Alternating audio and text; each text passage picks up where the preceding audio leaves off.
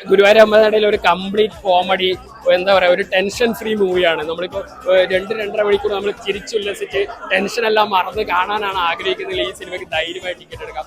Scene 1 മുതൽ end വരെയുള്ള സീനുകൾ ഒരു സെക്കൻഡ് പോലും നമ്മൾ ലാഗ് അടിപ്പിക്കാതെ, യാതൊന്നും ചിന്തിക്കാതെ. കാരണം ഈ സിനിമ ഒരിക്കലും ഒരു ലോജിക്ക് വെച്ച് കാണരുത്. ഇങ്ങനെയൊക്കെ നടക്കുമോ, നമ്മൾ പണ്ട് തെങ്കാശിപ്പട്ടണവും ഇതൊക്കെ കണ്ട പോലെ വെറുതെ ഒരു ലോ ലോജിക് ഫൺ.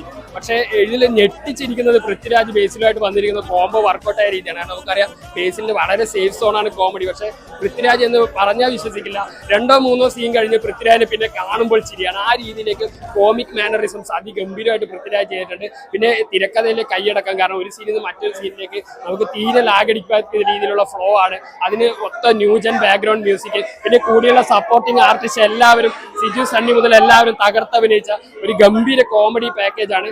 പറ്റുമെങ്കിൽ ഈ വീക്കെൻഡ് തന്നെ രണ്ടാമത് കാണണമെന്ന് ആഗ്രഹിക്കുന്നു. കാരണം 2-3 തവണ കാണേണ്ട രീതിയിലുള്ള മസ്റ്റ് വാച്ച്